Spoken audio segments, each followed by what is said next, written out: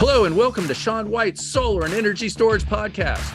Today, we're going to talk to Herve Billiet, who is the co-founder and CEO of Ipsun Solar and Ipsun Sunvoy. Herve is an electro-mechanical engineer who co-designed the first Belgian solar car. I want to talk to you more about that. Way back when he was 21 years old.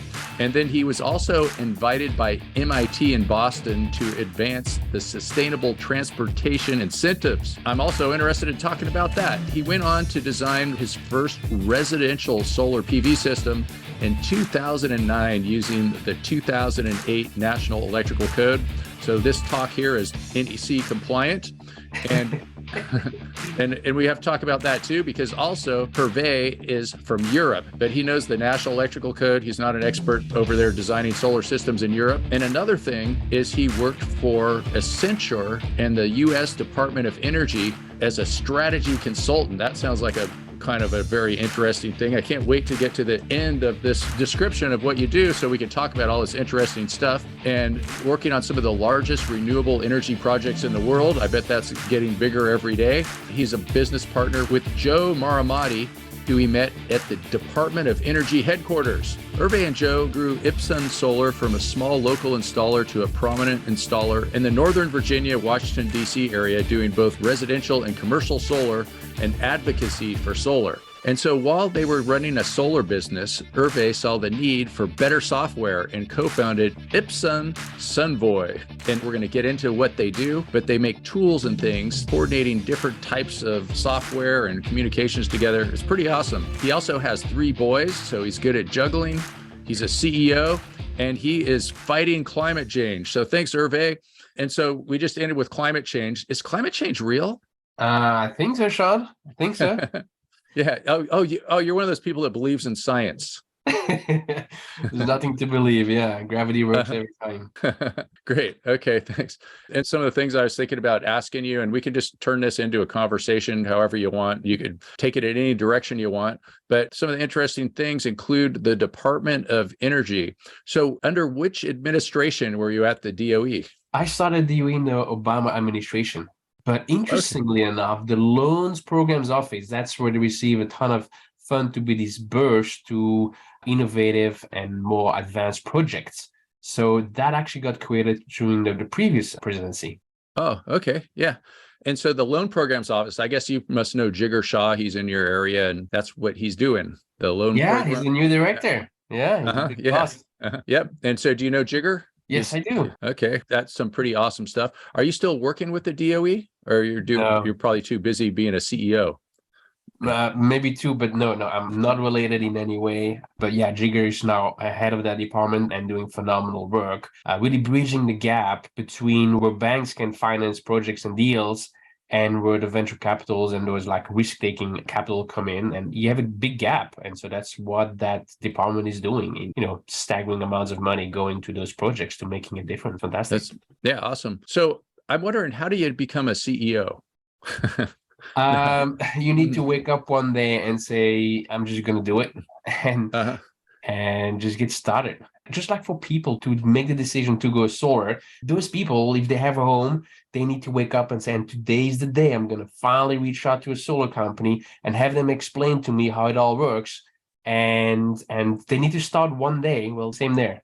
You become a CEO just waking up one day. So like, I'm just totally going to do this. Awesome. Yeah. So sometimes, like, I have a small company, so I could call myself CEO and janitor. But I don't consider that like a real CEO managing, teams of people and stuff like that. And so let's talk a little bit about Sunvoy. What exactly does Sunvoy do? So as a solar installer, Ipsun Solar, we needed a better way to manage our own customers. So first, you're really, really small. And you said you're the CEO and the janitor, like, so was I. Like, I literally started in my basement. So during the day, I was selling solar, and then in the evenings, designing it and installing it later on. So as a solar company grew from just one customer to 2 to 3 to thousands, now we needed a better way to manage those customers. Another problem that we had was to have good sales. Like every salesperson, you can either spin your wheels, trying to talk to people into, hey, you should go solar. Or if you get referrals from your existing customers, they refer their friends and family, and those are the easiest ones to close. It's the nicest conversations to have, so everybody's happy. And that's the best way to run the business. So all those things, like I needed a way to manage my fleet and I needed a better way to get referrals, kind of led to like, I need a customer portal. Nothing earth-shattering here, but to have a branded customer portal, Ipsun Solar's color and name on it, that just didn't really exist in the solar industry. So we tried different things out, and at some point, like we just build it ourselves. And we started it. And then once we started, we knew from other solar CEOs and friends I'm in contact with that they would like that too.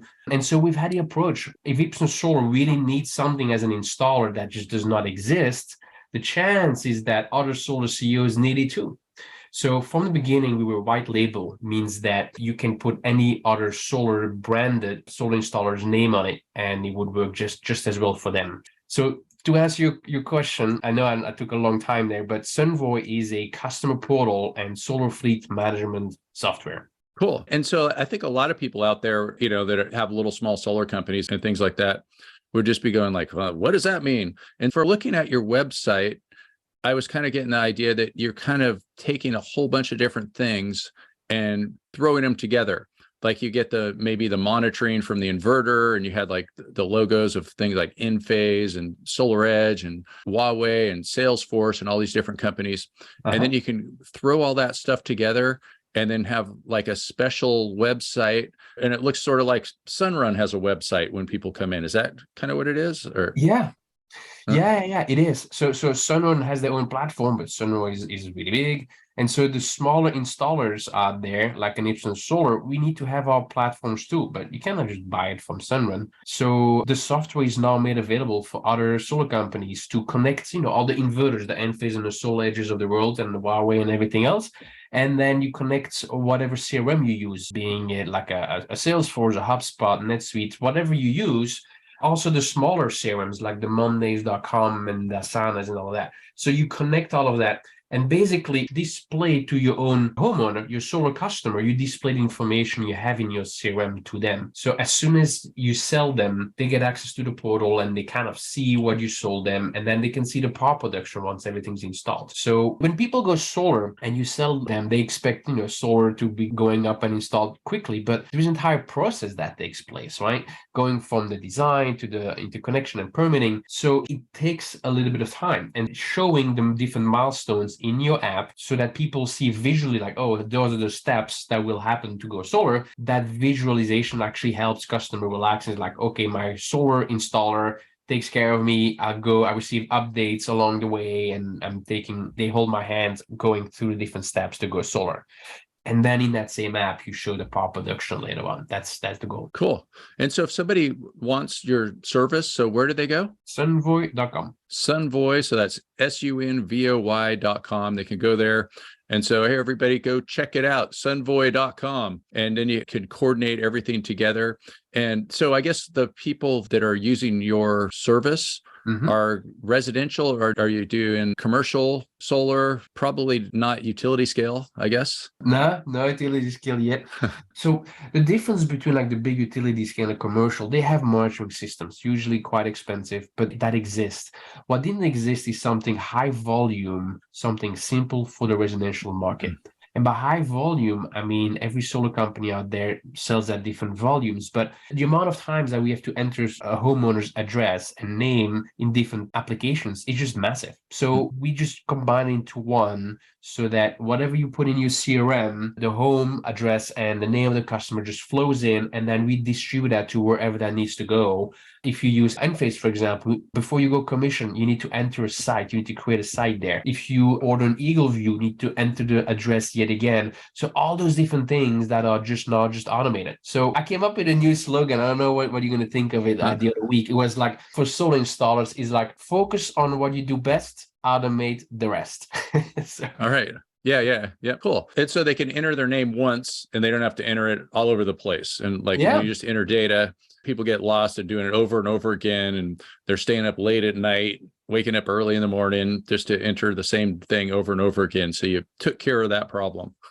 Yeah. Okay, that's pretty cool. And so I also noticed that you are in Washington, D.C. area, and I've done a lot of work out there for Grid Alternatives. I see that you also done some stuff for Grid Alternatives, like maybe you were installed for them because they're awesome. Volunteered. Yeah, I went to install on some low-income homes. Yeah. So yeah, and it's a real awesome nonprofit over there. In fact, if you need some installers, I've been training some for them over there too. They're always looking to get them hired. And so over in Washington, D.C., I think they have the best SRECs in the world. Is that right? I think so. Yeah. Well, you traveled the world maybe more than me, but well, I think so. Yeah, I think they're best out of the country. And maybe next is, you got New Jersey and Massachusetts that are also really great. And then I don't think anything else is really that good. And so what is it like? I know they say the SREC is be like $400. That would be 40 cents a kilowatt hour. Do you know what it is right now approximately?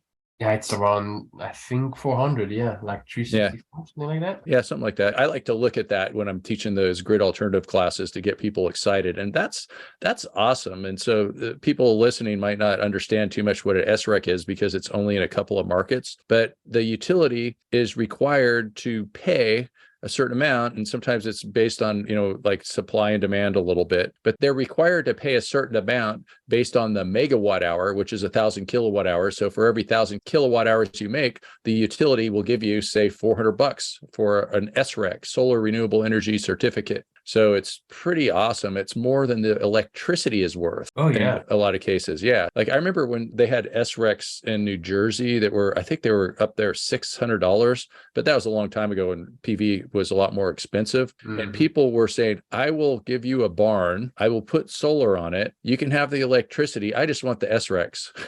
And so people, like all these farmers, were getting free barns. So no, it's very true. Yeah. And so I just checked the price now. It's 410. So I haven't checked. 410. Awesome. 410. So 41 cents a kilowatt hour. That's great. And so it's such an exciting time and exciting place to be to watch those SRECs and jump into that market. And I guess the big limitation with the Washington, D.C. market is there's only so much space to put solar because it's just a small place, right? Yeah. So the SRECs may be very, very high, but you also have to know that a lot of the large national players all left the area. So they just don't want to do it anymore. So there's going to be a reason why they all left one after the other. Just if some listeners out there, so like, you know what? I always wanted to start a solar company. Now I'm going to start in DC. Just so you know, there are some reasons why a lot of people have left the market.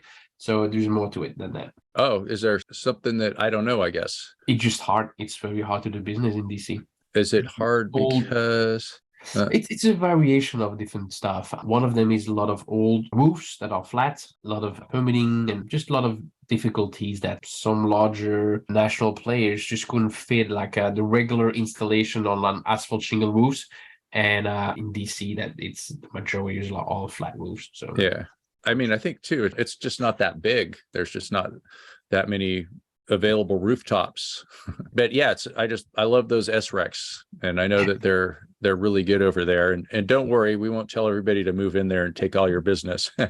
I'm about to find climate change. The more people come here, they also save my planet. So I'll be totally fine with that. Okay. So let's see. Some other things that I saw is you were invited by MIT to do something. So what was that? That sounds pretty cool. Can you get them to invite me too? I can try. But so here's the story. Here's how it goes. So I designed the first Belgian solar car, and we started our own little nonprofit doing that. It's like an organization. And after 2 years, we built a car. We raced it in Australia. There was a race for solar cars over there every 2 years. And at the end, it's really a lot of university teams that compete. MIT having a lot of resources. It was before the financial crisis, 2008 and 9 or around that time. So they said, like, well, instead of all those universities competing with each other, why don't we just bring a few people from each university together in one place, so they all just write some white papers and kind of put like a first kind of layer, a first standard in place, so that other university teams that want to kind of get started, they can use that as a resource. They don't have to reinvent the wheel, so to speak. So they sent an email to a few people, and I couldn't believe it. At the time, I had a girlfriend in America, so it's like, whoa, my ticket to America. So Awesome. yeah, I jumped on it. Yeah, the solar car thing's very interesting. The question that I get a lot of times too is like, why don't they put solar on the electric car? And I always have to explain, why not to do that. Do you have a good explanation of why you don't go down there and buy an electric car with a couple of solar modules on it and, drive away and never have to charge or if it was that easy, it would already exist, right? Yeah. The way I explain is solar is a phenomenal, but you need a lot of space, you need a lot of area. You need to put a lot of solar panels together, form a lot of power. But a car is restricted in space, right? It's not huge. So the amount of energy you can produce, on a small surface is just small. Yeah. So put the solar on your house and the battery in the car. Yeah. Another thing, I've thought about like, what would be the price per watt to put solar on top of an electric vehicle? And it would probably be like $100 a watt or something like that. Whereas you could just do it for a lot less on your house and then you charge your car. And Exactly. then, it adds all this weight, slows you down, put it on the house. And then when you're driving down the road, it's not like you're going to be able to tilt your car into the sun. Maybe you could, some nice hydraulics there. I was looking at the car that you guys made. I guess I looked for it. It was like solarteam.be. Is that the right website there? Yeah. And so I was checking it out. And one of them too, that was really cool. It looked like an outrigger canoe. So it had like all the solar on one side, and then there was like this little bubble thing on the right where obviously the driver was. And so I thought that was kind of interesting how you did it. So it was like asymmetrical. Then I was wondering, I was looking at that and I was like, I wonder if they did that because the race, if there was in Australia, maybe then where the sun is going to be to the north, maybe they were going from the east to the west, and then that way the driver wouldn't shade the solar. But then I looked at the map and then I saw that it looks more like they were going from the north to the south. So is that not for shading at all, the reason that they put it to one side? Those cars are really built for specific race. And so they also use some of the wind, the majority of the wind that kind of came into play, to use that to push the car forward too. So it's all types of stuff that every 2 years a new car gets built, and those rules of that race also slightly change every 2 years. And so cars get built according to those rules and for that specific race. So yeah, very creative. And I also wonder too, like the driver, you want a light driver, I guess, is that right? Somebody that doesn't weigh much? Yeah. And so do you get a jockey? You get a retired. I actually once did some work for a retired jockey, and he wasn't too nice of a guy. And I think it was for being on diet pills for his whole life. So there again, the rules change. I remember me as an engineer, I designed the chassis of the car and the rims. I had to design the rims. And so we were trying to find where can we, get 1 milligram off there and there of the car. And then when we were racing, the guy literally just drank a lot of water just to step into the car. It's like, why was I spending hours and hours and hours trying to shave up a milligram? But then the rules have changed. So now you can use a driver, but then you need to add weight to come up to a certain amount of driver weight, so to speak, so that, in the end, the weight of each driver is technically the same. Oh, okay. So like if the driver weighs more, then you could put more car to compensate for it. Yeah, then you need to add some weights to go to a certain amount. I forgot the numbers, but let's say it's 80 kilograms. So if your driver weighs 60 kilograms at the beginning of the race, each time that person steps into the car, you give him some 20 kilogram weights on top of it. And so you guys won. You got first place, right? 1 year we did. Yeah. That's pretty cool. Yeah. I always saw that. And then today I was checking out that website and I saw that they take volunteers. I was like, that'd be kind of fun if I had 10 days to go take off and, volunteer to go work with solar cars or, work with the race and all that kind of stuff. And I guess you're camping out in the desert and stuff like that. Oh yeah, you camp in the middle of the desert. There's nobody around you for miles. Yeah, it's a very strange feeling though. It's rare that in our societies you're like with nobody around you. So you're just camping out with your team. We were 15 engineers, and that was it. And so, what kind of solar cells do you use? So each year we build a solar panel, which is kind of a crazy thing. But the solar panel that we built at a time with my car was the first one. We bought a cell that were actually triple junction cells. So they were an efficiency of around 45%. So commercially available cells. 45%? Yeah. Wow. That's like better than what they send to space, right? Yeah, it's like space cells. Yeah. And so we did like the panels ourselves, and then you put a coating on top, the encapsulation. We did that, and we were soldering the cells ourselves too. So not the most efficient way to spend your time, but it worked. And so each year, I mean, I was part of the team that built the first car. So when we started, nobody believed that we would do anything. It wouldn't go far. The project would totally fail. And then once we actually start seeing that it was actually working, we got some momentum. The university kind of got behind us, and we got more support. But we were the first one. And quite frankly, when you look at our car, it was like, okay, it drove, it finished the race, but it wasn't the best performance. The second team was a lot better. And then after that, one team crashed the car, so couldn't really finish the race.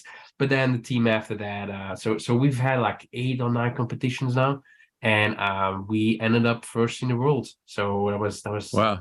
ago. So that was Wow. Congratulations. So 45% efficient solar cells. That's like, it sounds almost impossible. Like, how much does that cost? Or where do you get them?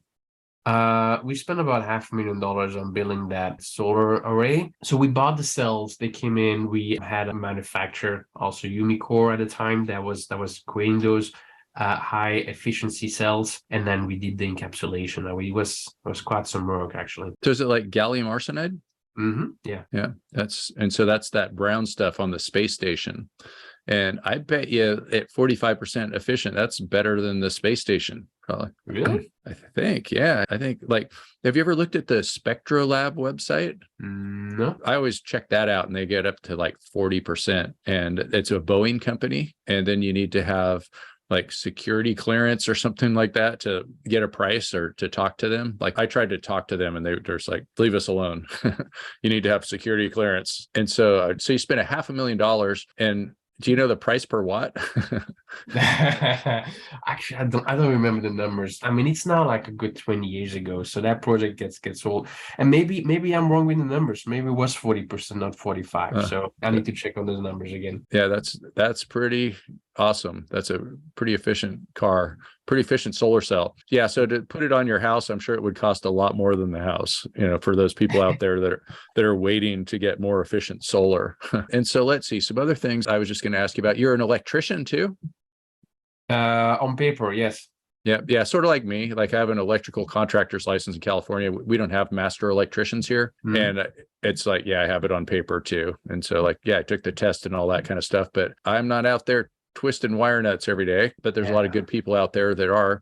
And do you find it difficult in these times to find people to do work, like electricians and things like that? Like, it seems to me like, I mean, it's different in different areas, of course. And I'm in the Bay Area in California, and it's like everything's really expensive because there's just like a labor shortage pretty much, which is, you could look at it one way as a labor shortage. It sounds bad, or you could call it low unemployment, which sounds good, but then it's hard to get people. It's like the people that don't have a job really aren't working at it.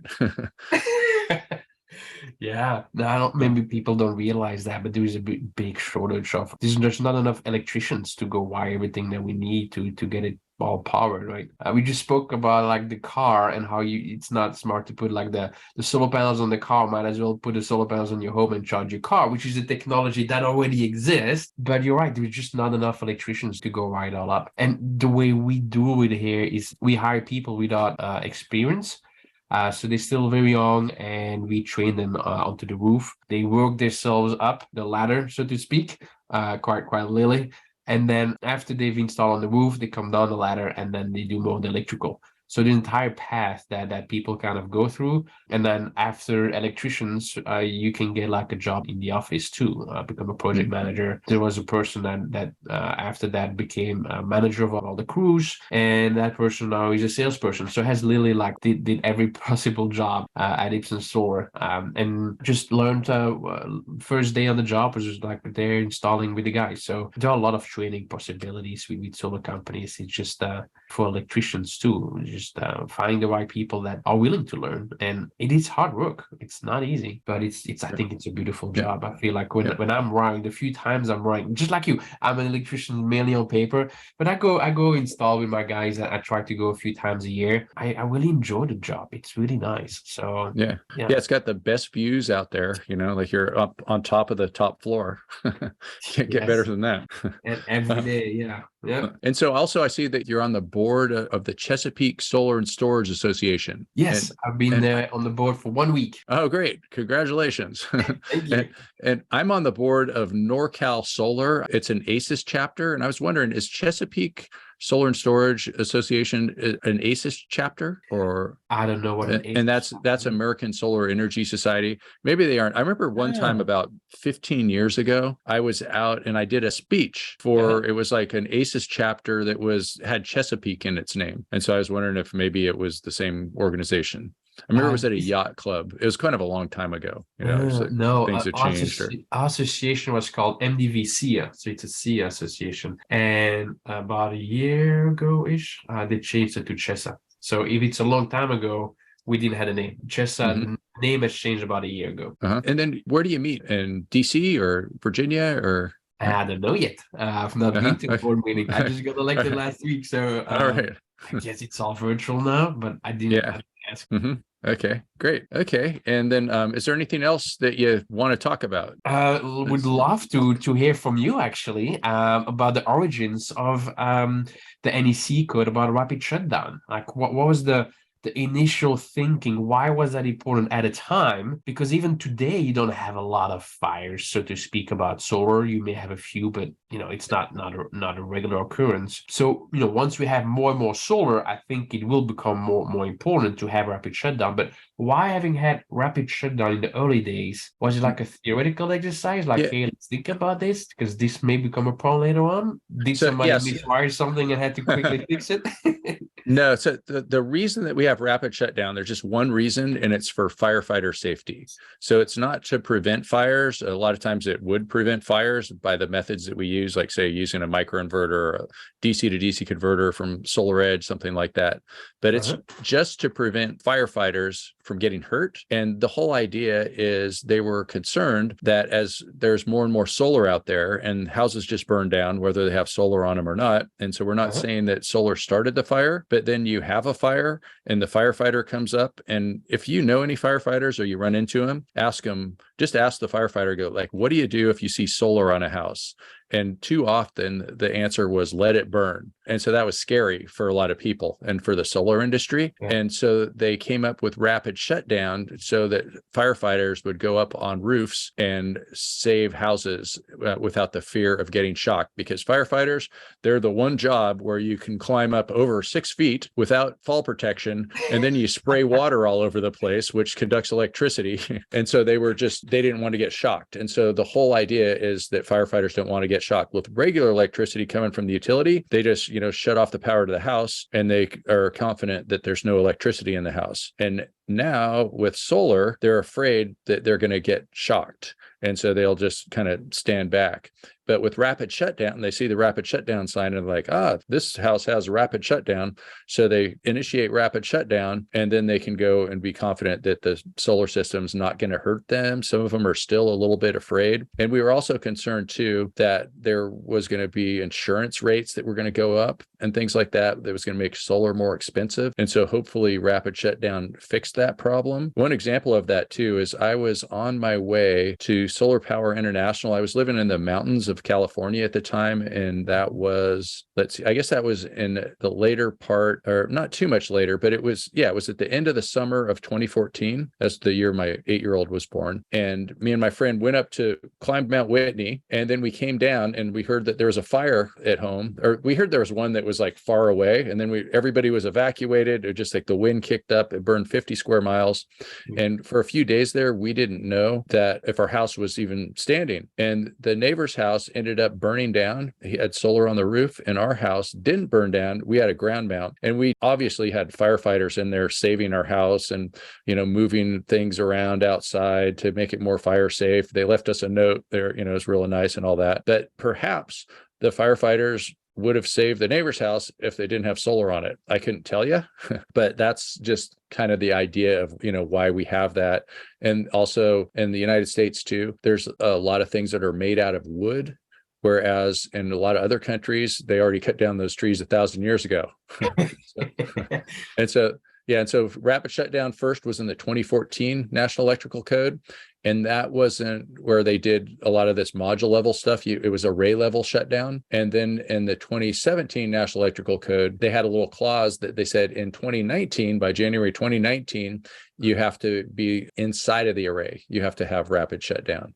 And that's the way that it is until now. There's also a special listing, UL 3741, that I did a podcast on, where a company can get something listed to UL 3741. And there is this new system that doesn't reduce the voltage in the array. It's a little bit controversial. And that is SMA got together with Iron Ridge and another racking company. And then a lot of other, you have to use a certain kind of zip tie and a array tray. And it's a little bit controversial because on a commercial roof now you can have up to 1,000 volts on the roof.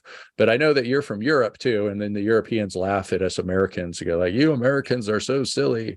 And the other thing too, like probably the best argument that I've heard against rapid shutdown too, is we end up putting electronics under the modules, and then we get solar installers that have to go up there and replace them. Like say, oh, microinverter broke, you got to go up there and replace it. And so if somebody's going to replace a microinverter, is it more work to install fall protection or just to replace the microinverter? And so a lot of people are going to be replacing them whether they're supposed to or not without fall protection, because it's, in a way, it's just like, it is dangerous to a point to even install fall protection. And so that's the danger, is not to the firefighters now, but to the people that are fixing these, the electronics up there. And as far as the solution, what the solution is, I don't really consider that my job, figuring out the solution, but I like to just go out there and pose every side of the issue.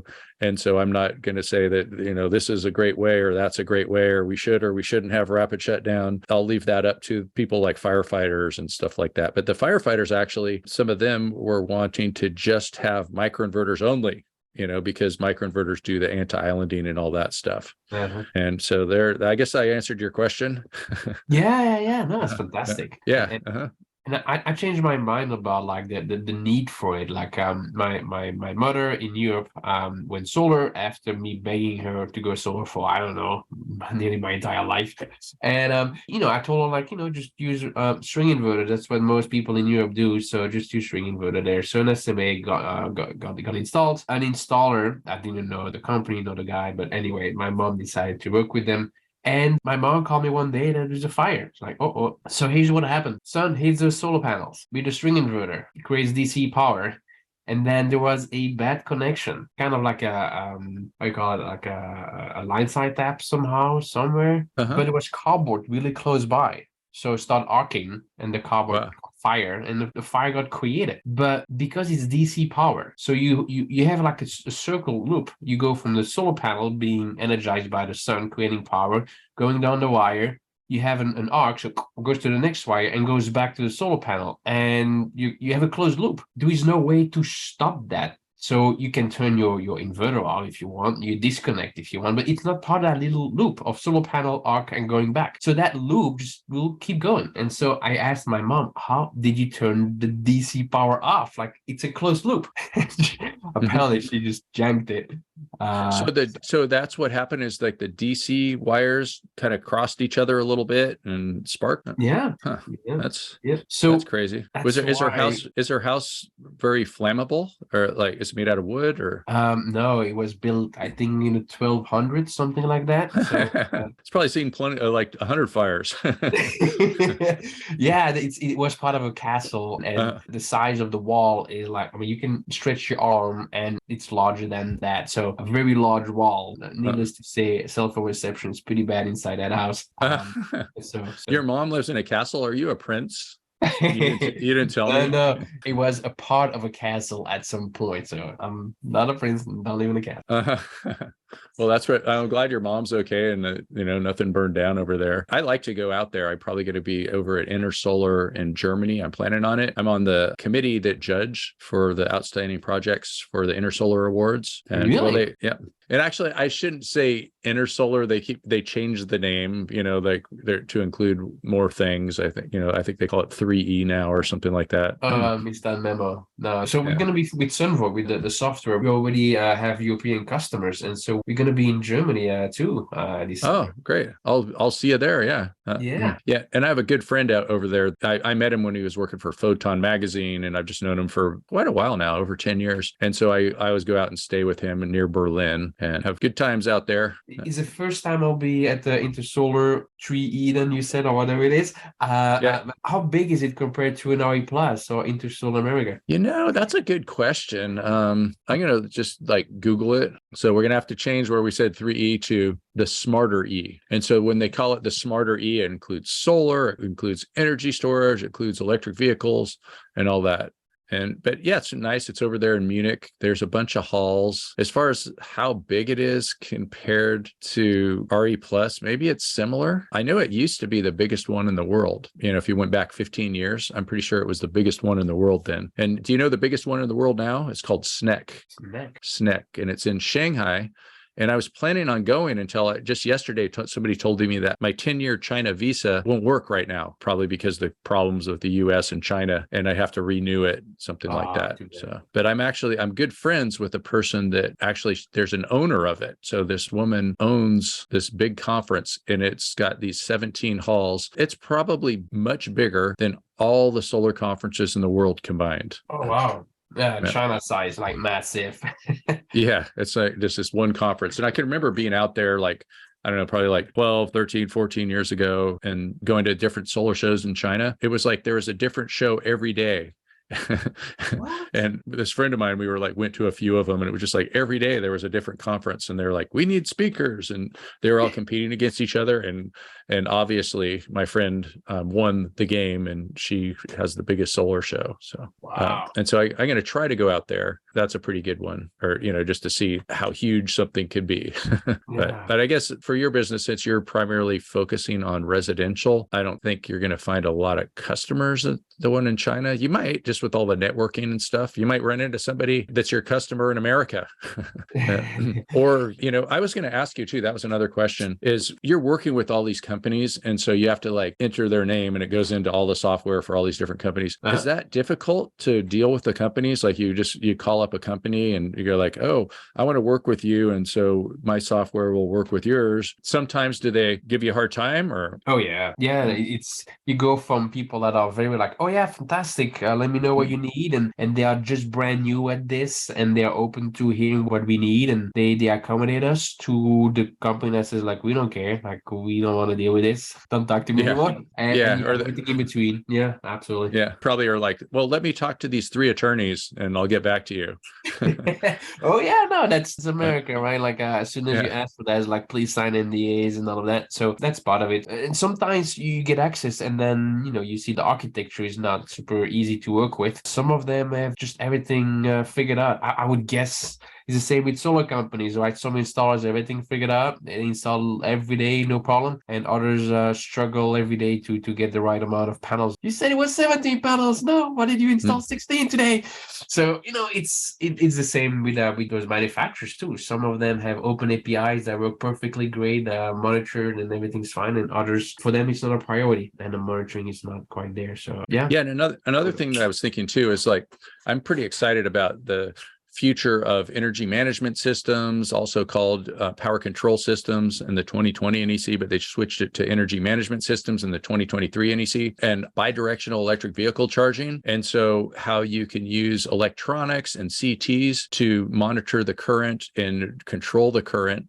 And you could take 100 amp service and hook up 500 amps of inverters to it if you wanted to, as long as you can control all that. And that's okay with the National Electrical Code, but there's not really any equipment out there yet, or they're just making it, just coming out with it. There's, some other companies that Span that are trying to jump into that space. And so that would be a pretty cool spot for you to jump into, to, get in on that and be able to show the monitoring for all these different devices. But, like I said, they haven't made it yet, but I'm sure that's probably something that you're looking into. Yeah, more than looking into. Actually, March 21st, we actually launched an integration with an Emporia. So Emporia creates those monitoring platforms platform where you can actually add CTs to an existing service panel. So right now, all customers of Sunvoy can install that hardware, and you offer then your homeowner, you offer them circuit level monitoring just on top of their solar production. So they can see all that in the app. So we finished integration. It's beautiful. We haven't even shown it to Emporia yet. So can you spell that again? What was the name of the company? Emporia, EMPORIA.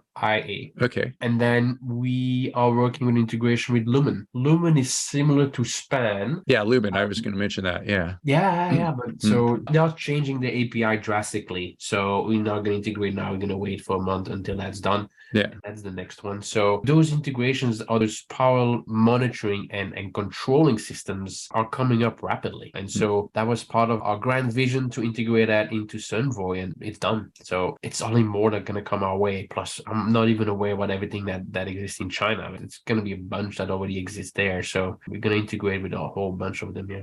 Great. So let's see. Is it a good time to finish it off, or do we got anything else? No, I mean, I can keep talking about solar all day long. No, I think it's fantastic. Love this. Yeah, and we could always do this again too. Whatever you want. Can I take you up on that? I mean, you have such a wealth of information and knowledge and experience. I'd love to ask you more questions, actually. So maybe we do the next podcast is interview the podcaster. So what about that's fine. Yeah.